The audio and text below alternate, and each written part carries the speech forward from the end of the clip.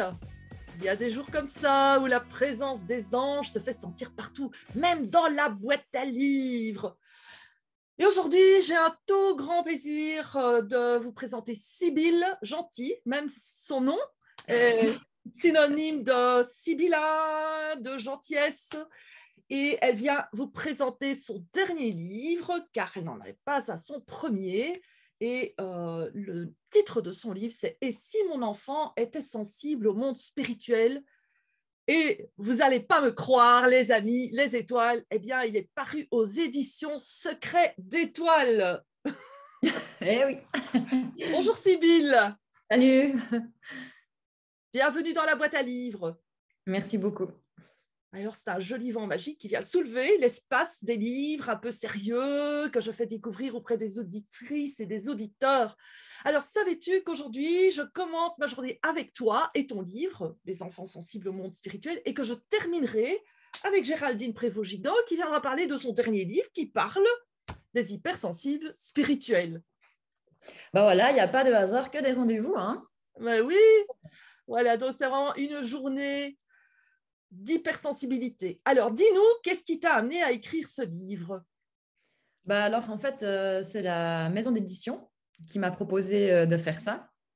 Et au début, c'est vrai que ça m'a fait un petit peu peur. Je me suis dit, mais est-ce que je vais vraiment être capable de faire ça toute seule? Enfin, toute seule, qu'on s'entende, hein, donc voilà. Et j'aime beaucoup demander des confirmations de l'au-delà pour savoir si oui ou non, ça serait bien ou pas. Donc, il laisse toujours le libre arbitre, hein, mais voilà, il y a des signes qui font que ça me dit oui ou pas pour l'instant. Et là, le signe a été oui et j'ai dit, bon, ben, OK. Puis en fait, après, au moment où j'ai vraiment accepté cette création, quoi, cette collaboration, pardon, il y a plein de choses qui sont arrivées, notamment j'ai eu beaucoup plus d'enfants en consultation avec des parents démunis face à la sensibilité de leur enfant. Je me suis aussi remis moi dans ma situation en tant qu'enfant où je sentais ma maman complètement démunie face à mes facultés spirituelles.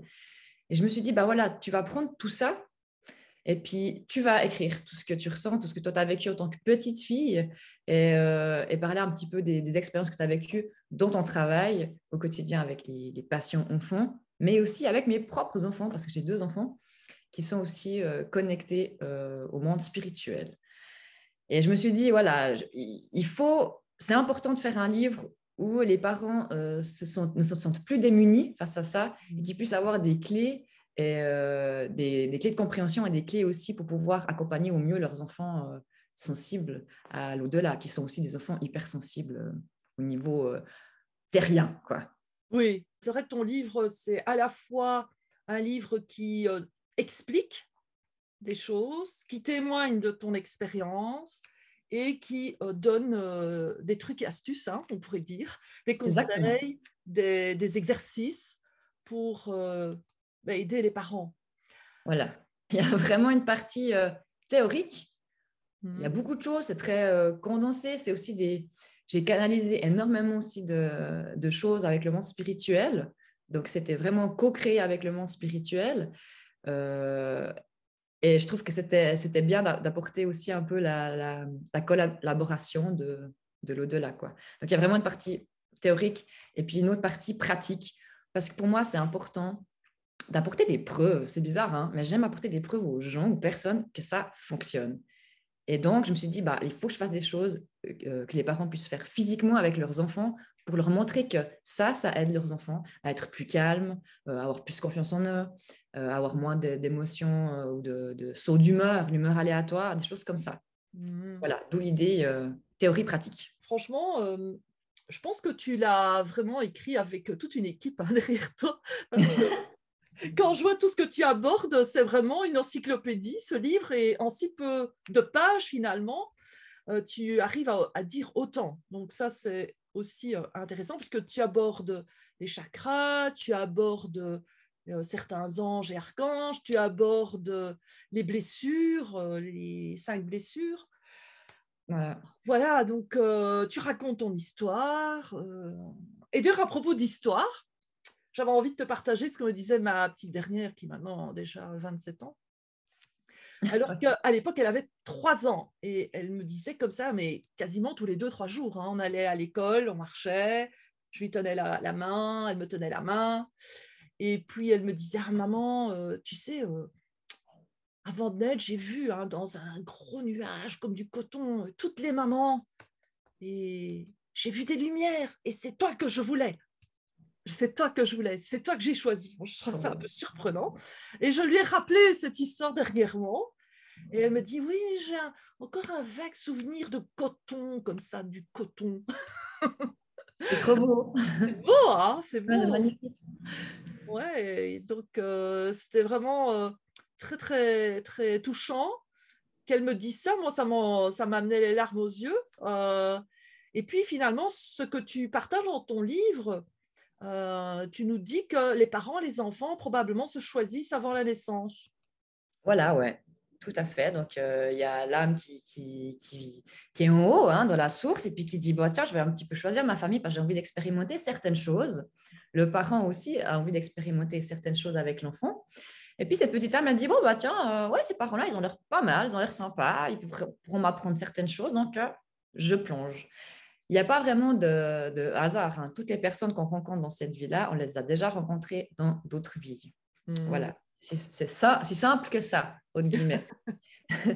Mais après, c'est vrai que des fois, maintenant en tant qu'adulte, des fois, on ne se sent pas forcément bien dans notre famille terrienne. Des fois, on se sent différent, décalé. On se dit, mais qu'est-ce que je fous dans cette famille? J'ai été adoptée.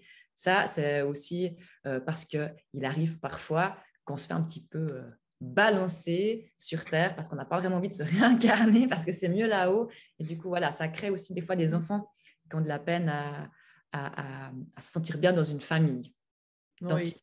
c'est pas général. En général, on choisit, mais des fois, on nous impose quand même. Mais Ah, c'est rare. Voilà. peut-être que c'est même nous-mêmes qui nous forçons à aller dans un type d'expérience moins confortable parce que Complètement. on veut accélérer notre évolution. Absolument. Et puis qu'il y a des leçons qui sont plus difficiles que d'autres, hein. Alors ça, ouais, ça c'est sûr. Mais en gros, voilà, c'est ce que j'ai pu aussi un petit peu expérimenter et canaliser, que vraiment, il disait bien ces informations-là. Après, ça parle ou ça parle pas, il n'y a pas de souci, hein. C'est vrai que je n'ai pas dit au début, mais il faut vraiment prendre ce qui parle aux personnes. C'est des choses qui ne sont pas en résonance avec les autres. Pour moi, il n'y a pas de souci. Je ne suis pas là pour dire c'est comme ça, puis c'est tout, quoi. Je suis très ouverte d'esprit, il n'y a pas de souci, quoi. Ouais, c'est une manière de voir les choses. Absolument. Voilà. C'est ça. Et donc, à propos de ça, moi, je me posais la question, est-ce que tous les enfants ne sont pas naturellement des êtres spirituels? Alors, je trouve cette question très intéressante et je pourrais répondre encore dans ma vérité, non. Pourquoi? Parce que l'âme, tu es d'accord qu'on se réincarne plusieurs fois, puis on doit à chaque fois évoluer, évoluer. Et il y a encore des jeunes âmes qui se réincarnent ici sur Terre. Et leur mission, c'est pas forcément d'aider les autres, d'aider la planète. Ils sont là juste pour apprendre, expérimenter. Et puis, ils gradent dans l'arbre séphirotique, hein, c'est l'arbre des anges, où se situent les familles d'âmes. Et puis, l'âme se promène chaque fois qu'elle a réussi sa réincarnation. Son incarnation, elle se réincarne dans un level au-dessus, on dirait ça comme ça. Donc, il y a encore des jeunes âmes qui sont là, qui viennent et qui se réincarnent pour juste vivre quelque chose sans forcément apporter quelque chose aux autres. Plus la matérialité, alors. Exactement. Hmm. Exactement. Et donc, est-ce qu'on peut dire que la matérialité n'est ni plus ni moins que la spiritualité, que c'est juste un autre champ d'expérience? C'est une autre dimension, ouais, c'est beaucoup plus terrien, on dira. Parce qu'il y a des enfants, hein, moi j'en ai eu en consultation, qui sont très ancrés, qui n'ont pas vraiment de connexion avec le monde spirituel, mais qui ont quand même des petits soucis avec leurs parents. Donc c'est vraiment plus quelque chose de problème relationnel que Oui. on dit problème hein, spirituel. Mhm. Donc moi je pense qu'il y a de tout comme les adultes. Les adultes sont des enfants, en fait, qui ont Bah, grandi. aider des enfants, oui, bien sûr. C'est pour ça qu'il y a voilà, c'est pourquoi il y a des choses négatives qui se passent sur la Terre. Bah, c'est parce que c'est aussi des humains qui Mhm. ont voulu expérimenter aussi cette difficulté, quoi. Oui, c'est d'après les enseignements ésotériques, c'est le propre des expériences sur la Terre. Oui, et on a aussi été sûrement des personnes négatives dans d'autres vies. Oui. Mais bon, c'est pas important de Non. Se J'aime rappeler. bien, moi, cette légende qui dit que quand nous naissons, un ange pose Gabriel. voilà, ici. Oui, Et ça crée d'ailleurs, c'est intéressant parce que cette zone qui a le petit creux ici, c'est le philtrum. Ça s'appelle le philtrum, donc ça vient de filtre et ça vient filtrer nos souvenirs. Et c'est vrai que c'est un peu comme un nouveau cahier là, à la rentrée.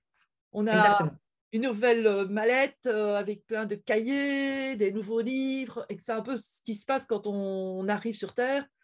On recommence à zéro. Bon, c'est vrai qu'il y a des filigranes dans nos pages blanches, puisqu'il y a la mémoire aussi de nos ancêtres qui est active à travers nous.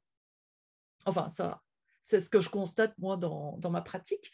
Euh, mais en même temps, peut-être que c'est intéressant d'accepter que ça peut être porteur de ne pas toujours garder son attention sur les vies antérieures, sur les vies passées, sur ce qu'on a Tout à fait de fait. bien, de mal, que l'on paye aujourd'hui, tout ce qu'on a Le fait. karma, les choses comme ça. Ouais, ouais. Oui. Oui, oui, oui, oui, complètement. Mais Bon. c'est vrai que pour la petite histoire, on dit que c'est l'archange Gabriel qui vient mettre le doigt ici pour supprimer les mémoires passées pour pas qu'on se rappelle de ce qu'on avait fait dans d'autres vies.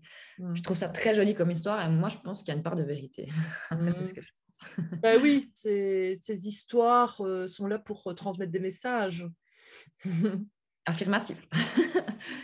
Alors, également, tu dis dans ton livre que ces enfants hypersensibles ou ces enfants spirituels, eh bien, se sont incarnés pour aussi accomplir une mission.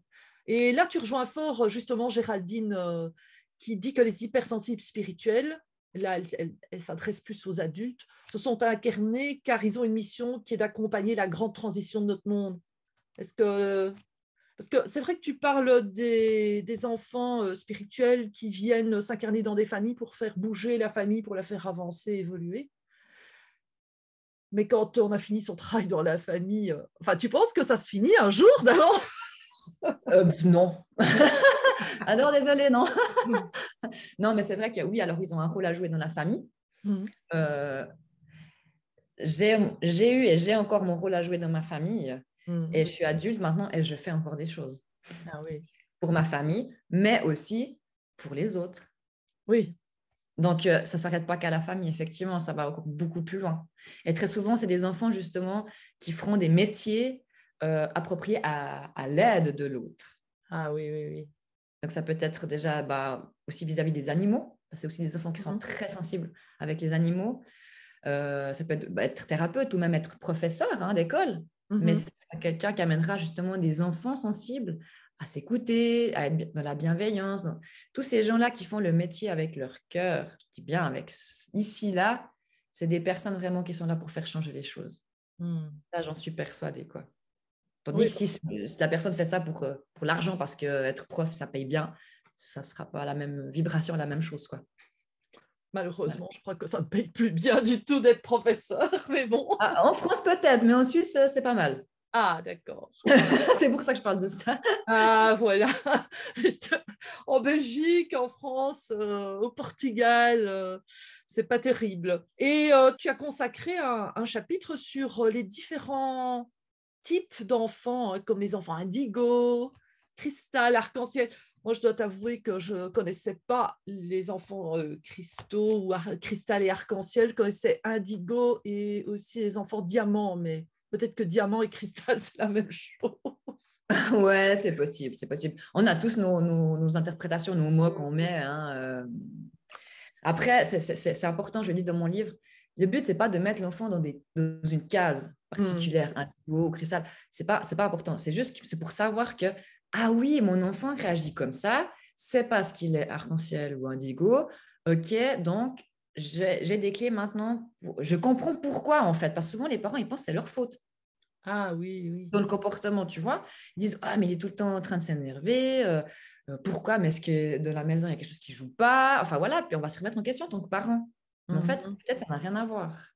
Donc, ces enfants cristal, indigo et arc-en-ciel, ils ont quand même pas mal de similitudes, mais il y a juste des choses un peu plus fortes qui refont surface par rapport aux autres. Par exemple, les indigos, c'est des enfants. Quand je parle d'enfants, c'est aussi adultes. Je suis indigo. On est des... Enfin, maintenant, ça va beaucoup mieux, mais c'est des enfants très révoltés. Mhm. Très révoltés de la vie, de la terre, du monde. Ils ne sont pas en accord avec les lois. Ils ont de la peine à obéir. Ils ont de la peine à étudier à l'école parce que bon, ça ne sert à rien. Et ils sont vraiment là pour bouger les gens et puis pour leur mettre dans leur zone d'inconfort, en fait. Cette zone Ouais. de confort. C'est des Et puis, provocateurs. absolument. Ah oui, ils cherchent beaucoup la confrontation. Donc, heureusement, enfin, pour ma part, c'est passé après l'adolescence. Heureusement, mais mes parents, ils en ont quand même bien, bien pilé parce que j'étais vraiment un enfant rebelle. C'est des enfants rebelles, quoi. Ah oui. Et c'est compliqué en tant que parent d'avoir un enfant rebelle parce qu'on ne sait pas comment faire, en fait. On se dit, mais qu'est-ce qui se passe? Pourquoi? Et puis c'est vrai qu'en tant qu'indigo, on sent aussi un mal-être. On n'arrive pas à prendre sa place. On se sent jamais bien avec les gens qui nous entourent. On se sent souvent aussi peut-être rejeté, alors que pas forcément, mais c'est nos croyances. Puis les enfants cristal sont un peu plus effacés, un peu plus en retrait. Ils sont très dans l'observation. Ils sont là vraiment pour continuer en fait ce que les indigos ont commencé. Parce que les indigos, c'est vraiment ceux de l'époque. Hein. Moi, mon grand-papa, enfin, il était, parce qu'il est décédé de 1920, je crois, quelque chose comme ça. Donc, c'était pas du tout connu, hein, tout ça, mais il fait partie des enfants indigos. Oui. Et donc, bon, maintenant, il est parti. Et puis, il y a la relève, c'était ma maman, hein, parce que c'est quelque chose, c'est des facultés qu'on a des génétiques, hein, de génération en génération. Ma maman a pris le relais, j'ai pris le relais aussi. Et puis mon fils est cristal et ma fille est arc-en-ciel. Ah Ouais, oui. c'est rigolo. Et puis justement, les enfants arc-en-ciel, alors eux, c'est ceux qui sont un peu plus de peine avec leur corps physique parce qu'apparemment, ils viendraient d'une autre planète. Il paraît qu'il y a d'autres vies ailleurs. Je ne peux pas le prouver par A plus B. C'est ce que j'ai aussi pu canaliser. Et c'est une des premières fois où ils viennent sur Terre. Et du coup, c'est aussi un peu difficile pour eux de... Voilà, ils sont complètement pas du tout ancrés, quoi. Faut atterrir. Voilà, c'est des enfants qui ont plein de joie, qui sont là, qui sont tout le temps. Mais ça va bien, ils sont positifs, ils sourient tout le temps. Par contre, il faut se méfier parce qu'ils introvertissent beaucoup les choses, ils ont de la peine à dire vraiment comment ils se sentent. Et puis, ils ont beaucoup de magnétisme dans les mains. On peut sentir ça quand ils posent leurs mains sur nous. On sent que tout d'un coup, il y a une grande chaleur qui arrive. Et on sent aussi dans leur regard, dans leurs yeux, qu'il y a beaucoup de douceur, de tendresse, d'empathie. Et c'est des enfants aussi qui s'inquiètent beaucoup pour les autres, quoi. Qui vont demander 20 000 fois à sa maman, comment ça va? On dit 20 000 fois, ça va, mais qui continuent. Parce qu'ils ont besoin de savoir comment vont leur entourage, quoi. Pour tous les futurs lecteurs de ton livre, déjà plein d'indices pour donner envie de se procurer ton livre. Et d'ailleurs, à ce sujet, j'allais te poser la question, comment peut-on se procurer ton livre puisque tu as, enfin, ta maison d'édition est basée en Suisse, si je ne me trompe Non, pas. non, Ah, elle est de Paris, d'accord. de la France. Du coup, mon livre est disponible partout en France, Oh, waouh. Canada même. En Suisse aussi, euh, un peu moins, parce que forcément, les boîtes suisses, voilà, je sais pas, bref, on s'en fout. Et donc voilà, vous avez Fnac, je suppose, aussi en France. Oui, oui, Donc, Fnac. Fnac, il y est. Puis j'ai vu de librairies, en tout cas sur Internet, il y est. Amazon aussi. Bon, Amazon, je ne suis pas là, Non, mais ouais, il y est aussi. voilà. Pour ceux qui Euh, habitent dans des coins retirés peuvent se faire livrer par voilà. Amazon. Mais bon, c'est vrai qu'il y a plein de librairies. Et puis, sans doute que dans toutes les librairies ésotériques, ton livre doit y Oui. être. Oui, et puis de toute façon, au pire, ils peuvent passer commande. Hein. Ça, c'est pas. Voilà, tout simplement. Donc, vous pouvez voir passer ici en dessous le lien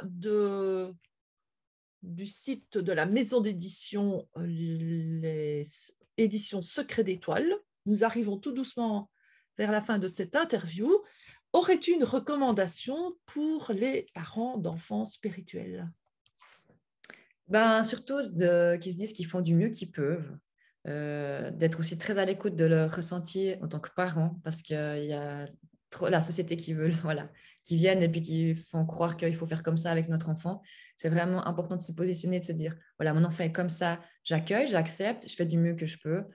Et puis voilà, juste être à l'écoute de son enfant et puis de le soutenir là-dedans, Justement, de ne pas lui dire, pas le fermer dans ce truc en disant ouais, mais renforce-toi, t'es un homme maintenant, il ne faut pas que tu pleures. Non, bah vas-y, pleure, parle, communique.